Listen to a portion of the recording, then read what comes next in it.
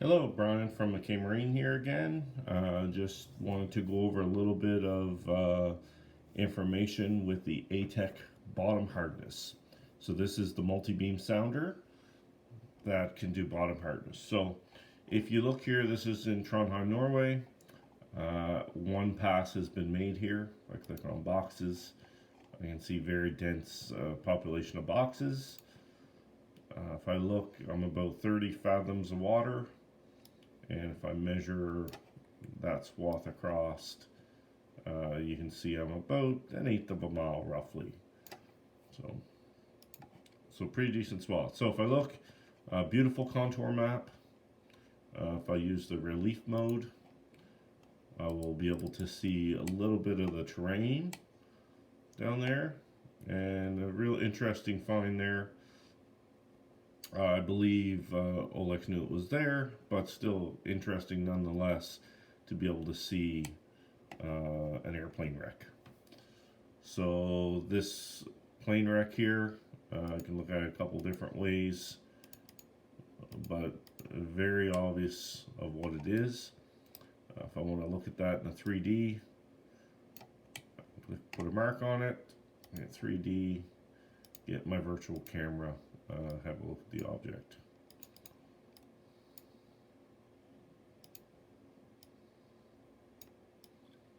So you can see that plane there lying on the bottom. It's really interesting in the fact that you can see it's actually tilted over, sloping down on the side. And if I spin around, have a look there. And this again is with no magnification whatsoever. So I'm not manipulating the image, I'm just actually viewing it. You see it looks like the tail's kind of broken off there, and the rest has went into the sediment. So pretty interesting view, but again, that's what you're going to see with the sharpness of this sounder. You see little holes like this down here. There's a little puck hole. If I put a little profile across that, we'll see here, profile, we can see that that's about a fathom deep, that hole. So that's kind of an interesting feature in the bottom. Really cool to look at. So, hardness. So if we click on hardness, we get some interesting views here. As you can see, the plane outline gave a pretty strong echo back. Click on min max and see a little more. But what's interesting here is looking at the bottom hardness of the rest of the area. So if we unclick the bottom hardness, and let's say we're just looking at the contour view, you can actually see the contours are running this way. But what's interesting is the hardness doesn't follow it exactly. And again, you have a very defined line of where that bottom hardness is changing.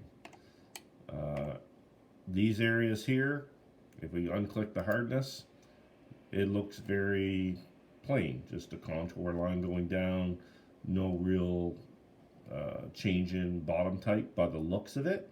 But with the hardness, we actually see quite a difference there. And what you'll get on the hardness, if you look at the depth, if you can see it, we've got 35.05 fathoms, but you'll see a percentage reading, 75, 76%. 100% would be the hardest bottom, 0% is going to be the softest. But what that is, it's a backscatter measurement from the sounder, and it's just telling us the intensity of the strength of the return. So what it'll do, again, hardness is done with boxes. You can faintly see them here going across. So there's multiple measurements of hardness being taken, and it can figure out where these hardnesses values are different.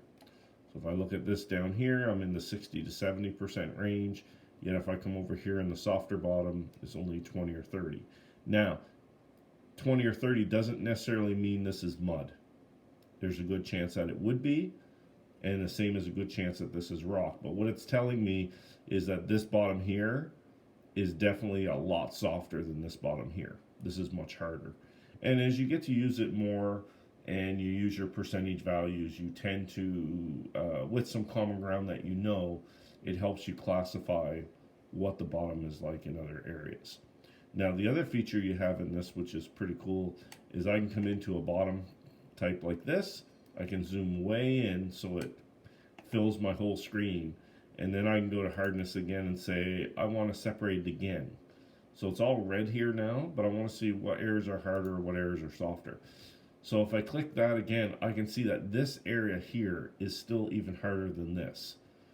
Even though I'm at the 67, 70% range over here, I'm in the 80 to 90% range over here. So that tells me this is very hard bottom over here. But again, if I zoom out, you'll see everything else is purple, which it should be because it's much softer. But you can really see those varying lines of where the bottom's changing. And from my experience, that's what most people are telling me they want to know. Where does the, not necessarily what is rock, but where is hard bottom changing into softer bottom?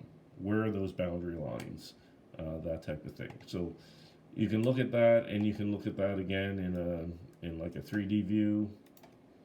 Again, it's all how you want to use the system. There's no two people that use the system the same way that I know of, but there's a lot of different ways. So, and again, this is just naked eye, no magnification. If I want to play some exaggeration, I can use exaggeration on the bottom. Again, it gets a little bit crazy in certain areas. With something this high resolution, you don't have to do a lot of exaggeration, but you can definitely see the detail of the bottom and hardness that kind of goes against the grain, so to speak. So anyway, so that is a little bit on the Atec bottom hardness and our trusty airplane here laying on the bottom.